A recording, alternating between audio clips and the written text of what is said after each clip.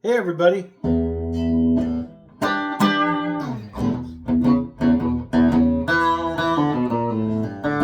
Sun heaped up another working day. Coffee, tea, and I'm on my way. Trying to beat the traffic, maybe yesterday's time. Trying to make a little progress on what's looking like a lateral climb.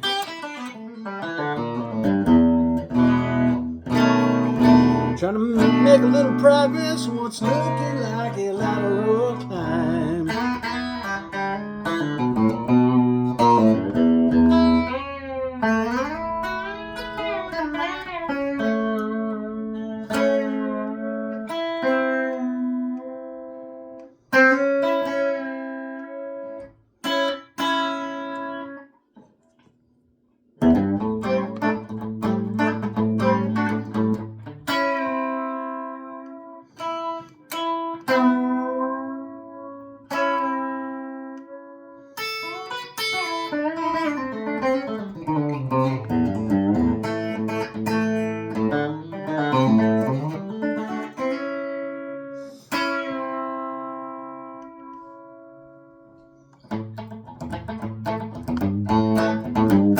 That's kind of cool.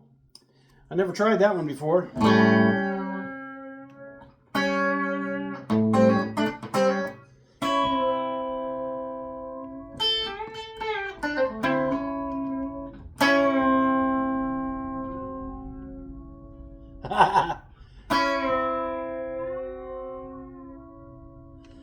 It's another cool thing you can do with this. Okay, I just finished putting a Bigsby in a bender. A Bigsby on and a bender in. One of the heaviest Telecasters I've ever played in my life. But I shaved a pound off the guitar. I shaved actually 2 pounds off the body, and then I added a pound back with the Bigsby and the bender. The bender only weighs 12 ounces, so that wasn't the heavy part. This is an old school Bigsby that's probably right around the same age as this 1976 Fernandez Bernie Olds, which you guys have probably seen this in a previous video. Me talking about this guitar and the shape of the back of the neck and whatnot. Very cool guitar. I'm just plugged into my mom's TKO 80 bass amp that she had many, many years ago. Because my classic 50 has all broken speakers, and that special 112 I usually kick, it's done. So, and even though this guitar weighs almost 10 pounds, I got the bender set to where it always comes back. And it's easy to pull, you know.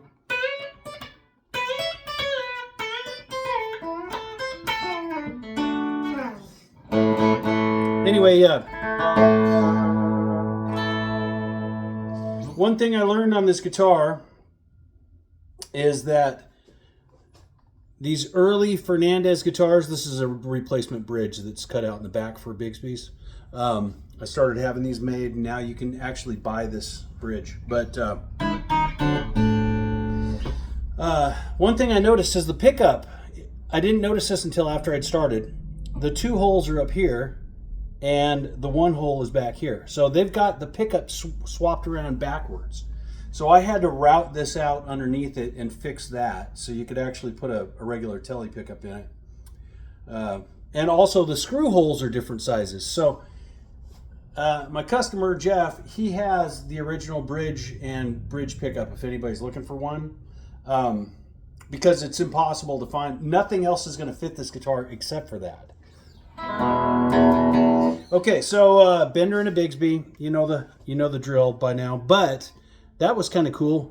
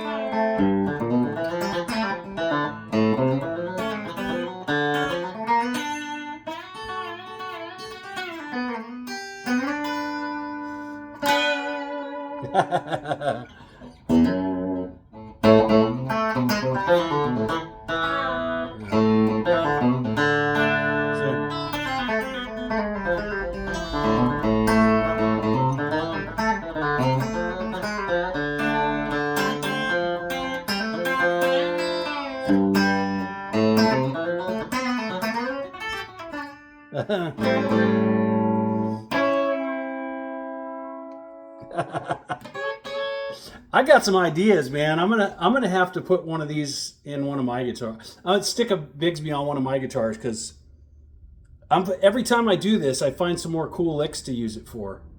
So anyway, hope you dig the video. Like, subscribe, share, all that good stuff. If you need anything, contact me. It's Forrest Custom Guitars, ForrestLeeJr.com, and if you see Chevelle driving around Nashville, it says B Bender, you know that's me. If you see a pickup truck driving around that's license plate says Telecaster, that's me. And if you see a little Porsche cruising around while I still got it before I sold that thing, and it says G Bender on the license plate, then you'll know that's also me.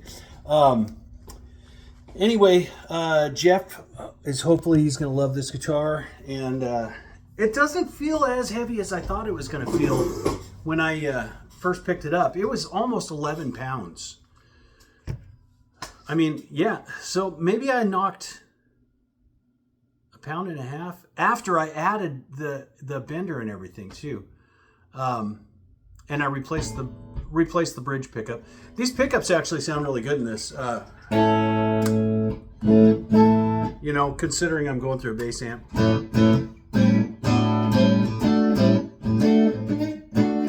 I mean, that middle position is really good. And the neck position. This is actually the stock electronics too. It's no scratchiness. He bought this guitar from a very high-end audio place that, I mean, these guys fix Neve consoles and stuff. It's like a vintage audio store / repair shop in Nashville. And oh yeah, and the bender. So pretty crazy. It's got the old Japanese little Japanese neck plate on it, but man, this guitar it's really, and it's in stunningly good shape. And the original hard shell case for this thing is just, I mean, it's crazy. I'm gonna flip this around here so you guys can see this case too, because let's see if I can figure out how to do this. There we go. I mean, this is the original hard shell case with this thing. It's crazy. The old Fernandez logo. I mean, looks like a Fender, but you get up closer, it's Fernandez. It's just unreal. Pretty crazy. All right, I'm gonna get back to work. I'm gonna have to ship this thing off to him tomorrow probably. But I did want to do one little video with it just to play around with the Bigsby again, because I never get a chance to play with them more than a day or two after I get the guitar and tighten it all up. Oh, another thing that I do on these, I make these little bushings here so everything rides individually, so that when you have a bender, you're pulling this string up, that bar, it'll catch. So this is for tuning stability. One thing he really needs to do to this guitar is get rid of these string trees and maybe either put some staggered locking tuners on it. That would keep the stability a whole lot better. Or at least get rid of these and put those Graphtec, those guys from Canada, Graphtec, they make tusk nuts and saddles and stuff. They make graphite string trees that are nice and slippery, and those are awesome. And another thing is for the bender, I always put a lock, see if tighten that up. I always put a lock nut so that this saddle can't go anywhere, because you got one string pulling, and then with the Bigsby you got it rocking back and forth. By the way, I sell these saddles, I sell these bridges, I'm selling these parts now, and I do Bigsby's and benders. It's cool. If anybody wants one, let me know. I've got a couple other cool things that are happening here in the shop, and I haven't told anybody about it yet. I'm kind of keeping it on the down low, but very soon you're going to see something awesome. And I'll have a few more guitars for sale. as soon as that happens too. I will be at the Dallas show. I may not have a whole lot for sale at the show, but I will be there. I will have a booth, and I will be playing the Masters of the Telecaster set with Redd Volkaert and the guys. And that's always an absolute blast. Look at some of the videos that I've posted earlier. There's a couple of them with Greg Koch. The one with Greg singing Folsom Prison, that has all just in stitches. We were all laughing our asses off. That was awesome. And hopefully Greg shows up again this year too. That would be cool. So with that, I am out, guys. Appreciate you. If you stuck around this long, I really, really appreciate you. And there's lots more videos and stuff online. And I do want to say the last video that I posted, I'm going to redo it because I was under the impression that that guitar, that it also belonged to Ricky Nelson at one point.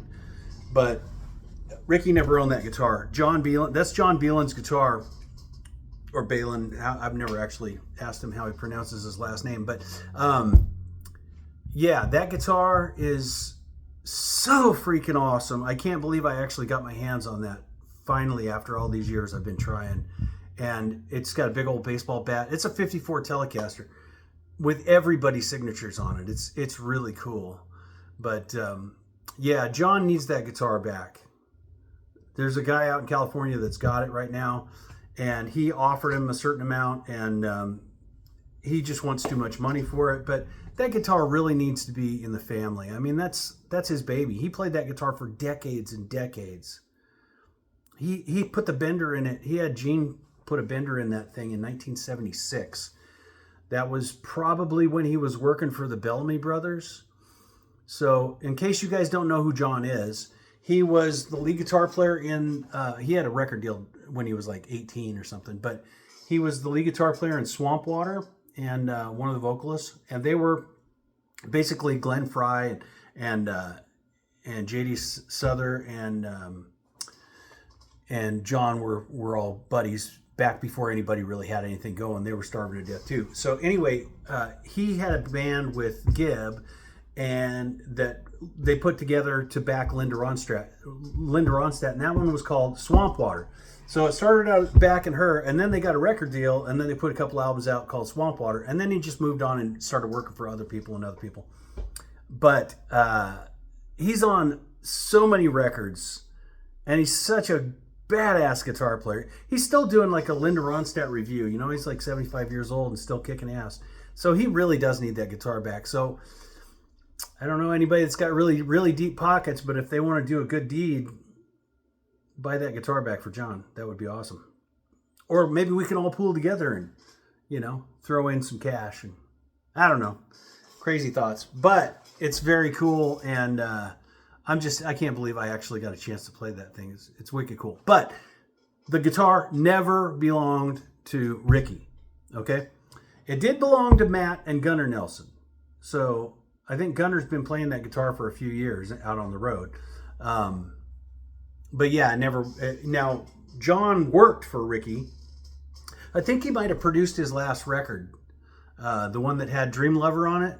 That was, John was in the band at that time. Oh, and he worked for Dolly Parton in the middle of that too. I mean, there's man, the guy worked for everybody. He was literally with everybody. Linda Ronstadt, yeah, you name it. Google him. Google John Beeland, and B-E-L-A-N-D, and watch some of the videos because there's some really, really cool footage out there too. So anyway, with that, see you guys next time. Like, subscribe, share, all that good stuff, and I appreciate you. Go to the website if you need anything. Shoot me an email or text if you know my number, and if not, then, you know, you can get a hold of me through the website. And I'll see you guys next time. Appreciate it. Bye.